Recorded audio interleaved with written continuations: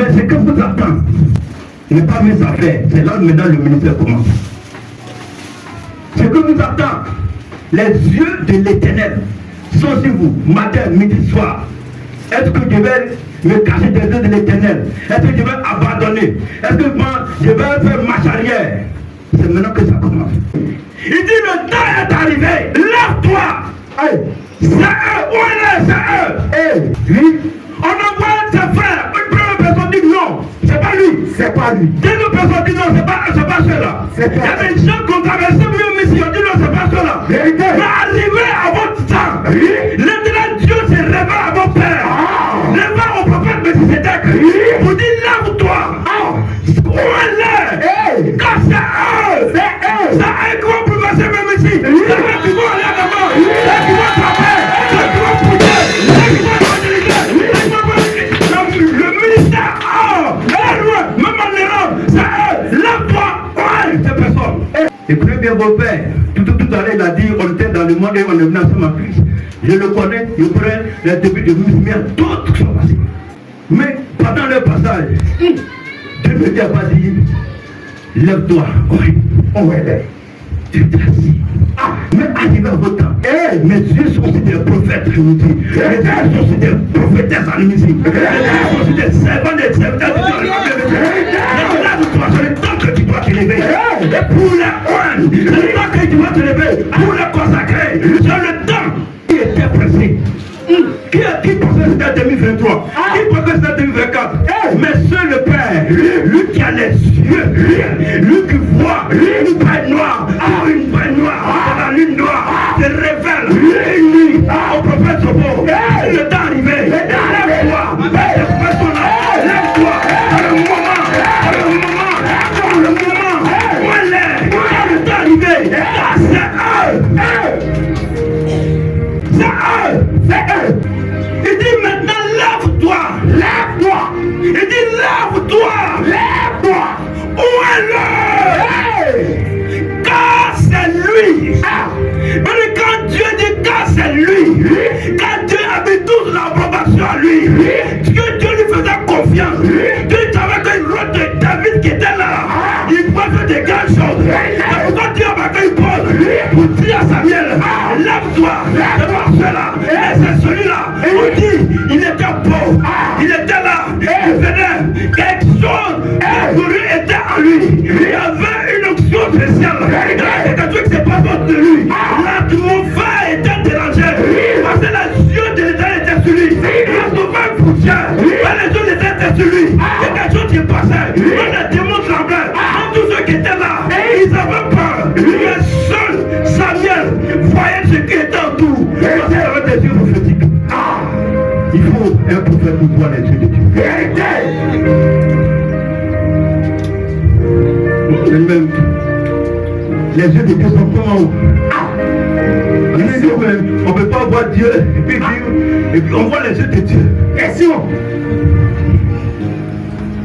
C'est dans le corps prophétique. Alléluia. C'est quoi les dimensions de l'œil?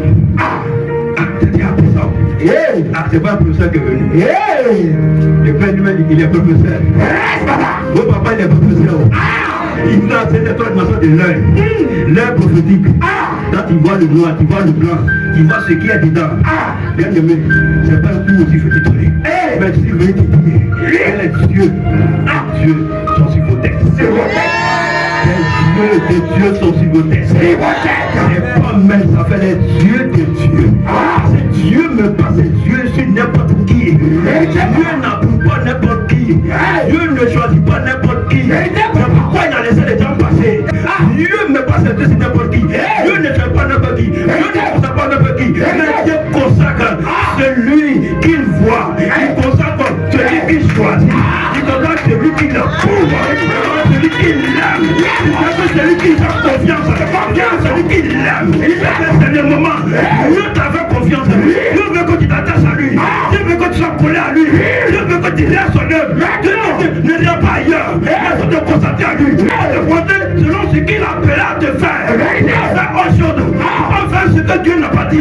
Parce que tes yeux sont sur toi. Et ne l'oublie que les yeux de l'Éternel sont sur lui. Dieu n'a pas fait de Dieu sur la terre. Dieu te regarde. Il pas de misère. Il te regarde. Il pas de misère. Il te regarde. Mais ces dieux sont toujours là. Matin, ils sont adorés. La verge d'Aaron pour la maison de Lévi avait fleuri. Elle avait poussé des boutons. Elle ôta de devant l'Éternel toutes les verges et les porta à tous les enfants d'Israël. Enfin qu'il les vit, il les visse et qu'il prise chacun leur verge. Amen. Le thème, suivant le modèle de Dieu. Cette cérémonie qui nous réunit, oui, c'est la consécration. Mais dans la consécration, nous devons aussi suivre le modèle. Puisque il y a des gens qui ont été consacrés. Nous ne sommes pas les premiers et nous ne sommes pas les derniers. C'est ce que tu fais qui parle. C'est pas ce que qui tu es. Non, non, c'est ce que tu es là. C'est ça qui parle. C'est le travail qui parle. C'est pas dit que moi je suis bishop, je suis tonton, je suis évangéliste. Est-ce que vous voyez que dans l'ancien temps, c'est comme ça? Tu dis que tu es évangéliste, j'avais gagné une âme. Dieu a dit ne pas chercher son intérêt. Oui, tu peux manger. Tu peux manger. On peut manger. Mais ne pas chercher son intérêt. C'est pas dit que tu ne dois pas manger. Dieu te voit. On me disait que j'étais derrière l'eau. Quand on dit derrière l'eau, c'est ça en France. Ça va derrière l'eau. Mais moi, sur mon derrière l'eau, c'était derrière les cas. Je traverse porte-porte. J'ai fait le culte avec un poulet. On m'a abandonné. Je gênais, je priais. Mais j'ai oublié que j'étais sur la natte. Est-ce que je vais marier toi, mais je vais laisser sur la natte? Puisque le corps me brûlait. On me disait que non, je suis le président des célibats. On me mettait à faire les dos, allez. On dit non, allez, il faut pas faire les enfants. Allez là-bas. Avec la honte. Entre nous, on fait ça, mais les jours que j'ai eu honte, puisqu'on était mélangés avec les femmes. Et on m'appelle président des célibataires. Quand on est jeune, il y a beaucoup de choses qui se passent sur le terrain. Les petits filles, d'autres petits 3 mois. Mais il faut faire attention. C'est l'argent et les femmes qui vont tomber les hommes de Dieu. Je pense qu'ils sont mariés.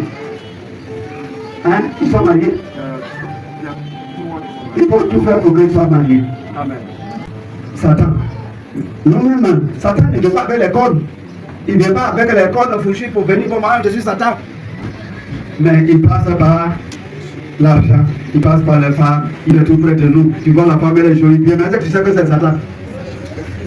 Sinon, si c'est Satan, quand tu le vois, tu vas pourrir. Mais tu sais comment il fonctionne. Il a les méthodes. Et vous savez que la voleur ne va pas au ciel. Nous voulons tous aller au ciel. Y compris les fidèles et les hommes de Dieu. Vous, quand on va consacrer, il faudra que vous payiez votre dîme. C'est la dîme des dîmes. Vous recevrez, vous allez recevoir la dîme des parts des chrétiens. Vous allez dire, payez la dîme. Mais est-ce que vous allez payer dîme en retour? Amen. Est-ce que vous devez payer? Peut-être que vous ne saviez pas. Ou vous faites semblant de ne pas voir ça. Mais je ne veux pas que vous soyez comme d'autres. C'est qui les savants, c'est ça ils prennent. La dîme n'est pas révolue. Jésus n'a pas enlevé ça. Et votre mission le connaît. Vous devez faire le rapport. Le rapport est important. Jésus a envoyé les 70. Quand ils sont venus, ils ont fait le rapport, les disciples. Ils ont fait le rapport. Et le Seigneur était content. C'est pas la dîme, les offrandes, c'est ce qu'on prend pour pouvoir construire les églises, pour pouvoir payer. Tout ça là, toutes ces choses, c'est l'argent qui paye. C'est ça qui paye, c'est vous qui allez payer. Vous n'allez pas payer chez moi. Vous n'allez pas payer à l'Assemblée de Dieu. Mais tout ce que vous voyez à l'Assemblée de Dieu, c'est les chrétiens qui ont payé. Vous voyez, c'est les blancs qui ont payé. Ce n'est pas les blancs qui ont payé. c'est les fidèles de l'Assemblée de Dieu qui ont payé. Amen. À l'église réveil, c'est les chrétiens de réveil qui ont payé. À l'église de Bethesda, c'est les chrétiens de Bethesda qui ont payé. Qui ont fait. Donc ici, c'est vous qui allez faire. Ne mettez pas sur les choses comme chacun doit être béni. Quand tu donnes, dis donner et il vous sera donné. Quand tu donnes, c'est pas le pasteur seul. Le pasteur aussi, lui, il cherche sa bénédiction. C'est pas le pasteur seul qui va faire les choses. Ouais, on est venu là, tu vois. Hein? Ça là, il faut mettre ça. Mais vous pouvez dire non, comme ça, c'est parce que ça est là, et puis voilà, on va suivre, non?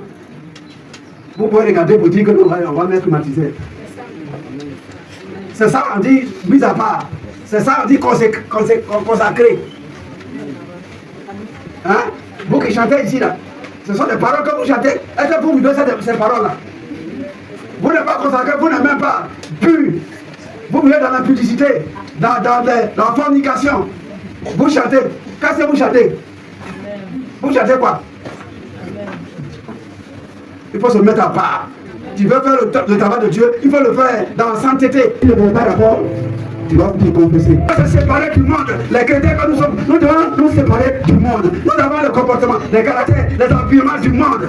Où est la chrétienté? Comment Dieu va être glorifié? Comment nous-mêmes, l'œuvre peut avancer? Comment ça va avancer? Ça ne peut pas avancer. Nous-mêmes, on tue l'œuvre. Dis que mon ami est venu me suivre, comme il a battu. Moi, il faut que je parle pour la voiture. Il faut que je mente. Tu vas mentir. Non, non. Dieu dit de se contenter de ce que tu as, de ce que tu es. Moi, que mon ami est venu comme ça, il a fait chose là. Ah, mon ami, quel est ton secret? Il va te faire, va t'envoyer pour faire les amours. Parce que toi qui combattes, tu dis que non, moi je suis venu depuis j'ai fait 50-10 ans, et puis je n'ai rien, pour moi là ça ne va pas. Mais ce qui est pour toi là ça ne va pas. Mais ce n'est pas ton problème. Mes enfants, le Seigneur m'a parlé. Sinon dans le temps, quand tu fais comme votre pasteur le fait, il jeûne, je jeûnais. 1 mois, 2 mois, je prie. Et quand dimanche vient, je fais un message vraiment. Je dis, je vais donner un message, un message. Quand je vois, c'est une personne, tu es découragé. Aujourd'hui, là, s'il y a 2 personnes, je prêche comme il se doit. Il ne faudrait pas que cela vous décourage. Là où 2, 3 sont assemblés, il est là. Mais c'est pas que, comme il est là, 2, 3, il ne faut pas dire que non, je ne peux plus travailler. Je veux faire chose. Non, il faut travailler. Mais c'est Dieu qui bénit. Si tu as travaillé, tu as fait ta part. Et que ça n'a pas été chose, c'est Dieu qui fait ça, qui fait son œuvre. C'est l'œuvre de Dieu. Il ne faut pas te morfondre. Il ne faut pas être découragé. Il faut faire l'œuvre de Dieu. Et chaque chose a son temps. Que le Seigneur vous bénisse. Amen. Jésus est venu descendre dans les profondeurs pour récupérer les morts, pour leur donner la vie. La vie selon le modèle du monde, c'est la joie, c'est les femmes, c'est les boissons, c'est le paganisme. Tu dois aimer là où se trouve le combat. Parce que si la glorification du Seigneur dans ton témoignage a été gagnée de manière facile, tu seras impacté par ceux qui ont traversé le désert. Si ton témoignage n'est pas marqué par les blessures, tu verras les autres comme des champions. Jésus n'envie personne dans le ministère. Quelle que soit la grandeur du temple, quelle que soit l'onction, Jésus n'envie personne. Pourquoi? Parce que sa vie est rattachée dans les membres de la mort. C'est là-bas qu'il va récupérer. Mais, si vous aimez la vie que le monde vous propose, vous avez tout perdu. Mais si vous aimez la vie éternelle, cette vie que nous recherchons, cette vie pour laquelle l'épouse, qui est l'église, est en train de se tenir ferme en portant la robe blanche, cette vie éternelle-là, si vous commencez à opter, à méditer, à réfléchir, à vous projeter vers elle, vous aurez tout gagné. Parce que lorsqu'on recherche la vie éternelle, on s'en fout de la nourriture, on s'en fout d'une belle voiture, on s'en fout d'une belle église qui est organisée. Ce qui nous intéresse, c'est de marquer notre témoignage avec des gens qui sortent de la mort vers la vie. Il faudrait que vous ayez des fruits. Et pour avoir des fruits, il faut avoir une belle sémence, une profondeur dans les racines. Lorsqu'un père spirituel ne parle pas, c'est qu'il parle. Lorsqu'un père spirituel ne parle pas, c'est qu'il parle. Lorsqu'il parle, c'est qu'il n'a plus rien à dire. Vérité, papa. C'est pourquoi ne permettez pas que votre père spirituel parle. Parce que lorsqu'il se tait, aucun esprit ne peut écouter ce qu'il dit pour votre bénédiction. Ah! Mais lorsqu'il commence à parler, c'est que c'est grave. S'ils ont commencé à vous comprendre, c'est que vous avez échoué. Un prophète n'est pas compris dans sa génération. C'est dans l'autre génération qu'il commence à être compris. Jésus n'avait pas été compris dans sa génération, dans sa dimension prophétique, il n'avait pas été compris. C'est lorsqu'il est parti que les gens commençaient à dire: ah, c'était lui vraiment le roi. Non, ne cherchez pas à ce qu'on vous comprenne, mais cherchez à ce qu'on comprenne l'évangile qui est en vous. Ne cherchez pas à ce qu'on apprécie vos méthodes. Cherchez à ce qu'on apprécie la stricte doctrine qui est la parole de Dieu. Amen. Ne cherchez pas à rentrer dans les alliances, alléluia, pour avoir des connexions ou pour avoir des biens. Non, vous allez perdre votre étoile. Le peuple d'Israël a commencé à devenir esclave. Lorsque Joseph, qui était le voyant et le prophète major, a commencé à manger à la table de Pharaon. C'est à partir de là que le lien spirituel a été tissé entre Pharaon et l'Égypte. À partir de là, alléluia, dans les années qui ont suivi, l'Égypte, alléluia, est devenue maître d'Israël. Mais respectez votre père, respectez ceux qui ont mis de l'huile sur votre tête. Moïse ne pouvait jamais vaincre le mystique de Pharaon, quelle que soit son onction qu'il avait. La Bible déclare que lorsque Moïse a déterré les ossements de Joseph, son langage a changé parce que Joseph était un voyant. La vraie verge, c'était alléluia les ossements de Joseph, c'était pas le bâton. Car le bâton était imité alléluia par le mystique de Pharaon. Mais la vraie verge, c'était les ossements de Joseph. Quand il a attrapé les ossements de Joseph, c'est à partir de là qu'il a eu l'onction qui était capable de maîtriser les mystiques de Pharaon. Il a dit: c'est Jésus que vous voyez dans peu de temps, vous ne les verrez plus. Oh, tes pères, il ne parlait pas ça. Ah oui. C'est pour vous dire quoi? C'est pour vous dire que vous êtes des prophètes. Quelqu'un m'a dit un jour, alléluia, comment un homme de Dieu peut avoir beaucoup de prophètes? Mais je veux dire à quelqu'un que Élie n'avait pas d'évangéliste. Élie n'avait pas de pasteur. Élie avait une armée de prophètes. Si vous cherchez à vous justifier devant les hommes, vous êtes perdu dans le ministère.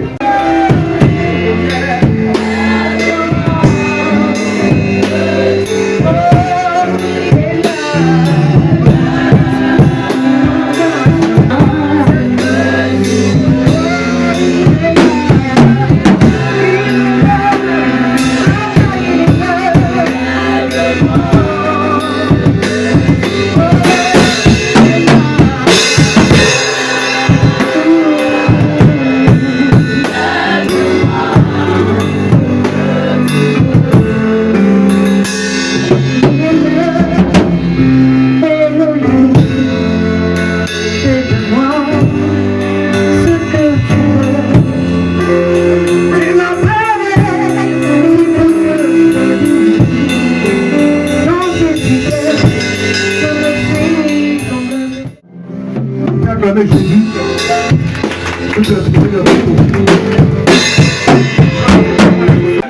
Ils vont vous minimiser à cause de votre âge, à cause de vos biens que vous n'avez pas, à cause de certaines choses. Mais sachez une chose, qu'un jour de votre vie, vous avez été consacré en présence des vrais serviteurs de Dieu. Je ne sais pas dans quel lieu Dieu va vous envoyer, c'est une dimension prophétique. Mais sachez une chose, c'est que tous les hommes de Dieu qui se disent qu'ils vous ont vu comptent sur vous. Attrapez la main de Jésus-Christ. Ne vous noyez pas. Et faites plus mieux que moi. Si tu ne prophétises pas dans la dimension supranaturelle, c'est que tu n'as rien fait. Si tu ne prêches pas dans une dimension explosive, c'est que tu n'as rien fait. Si tu ne parcours pas le monde plus que ce que j'ai fait dans cette petite Côte d'Ivoire, c'est que tu n'as rien fait. Parce que la valeur d'un père dépend de la qualité des fils qu'il engendre.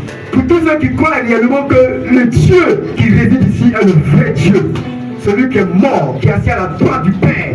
Les gens disent que c'est l'agneau, mais moi je crois que maintenant c'est un bélier dans le ciel. C'est ce Dieu-là qui me permet de dire: Lokanta kitopo kasakapo, moyonda yande chélebre, mayon tikinta lopo sadabe, brakata kolodobo shikidibe, mayon tikinta lo shadabos. Je me tiens sous l'onction que pour la première fois à prophétiser à l'âge de 6 ans que cet enfant sera un serviteur de Dieu, le prophète Cachou Séverin, à Yopougo Saint-André. Il m'a regardé, j'avais 6 ans, et il m'a dit: celui-là sera un serviteur de Dieu.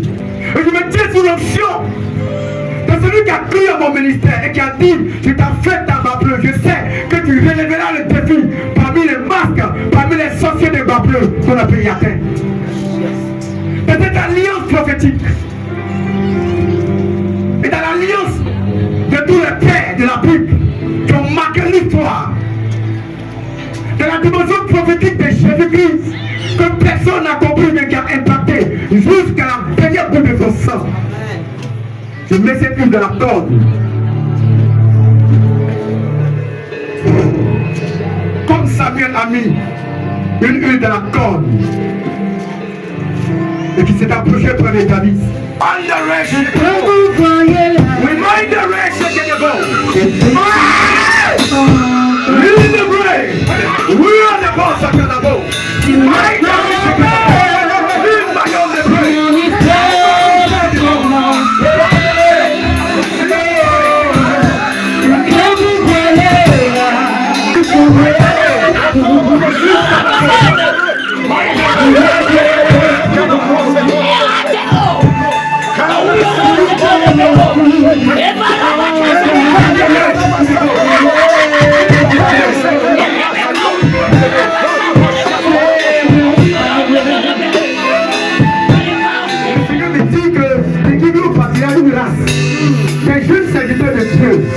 Moi j'ai mangé ma grillade dans le ministère. Moi j'ai porté un pantalon pendant 1 an. Qui est témoin de ça? Oui, qui est témoin. Un pantalon. Je repassais le pantalon et j'ai changé les lignes pour ne pas qu'on reconnaisse. Je ne vais pas expliquer parce que papa a déjà tout dit. Que Dieu bénisse ses serviteurs. J'ai fini ma mission. Amen.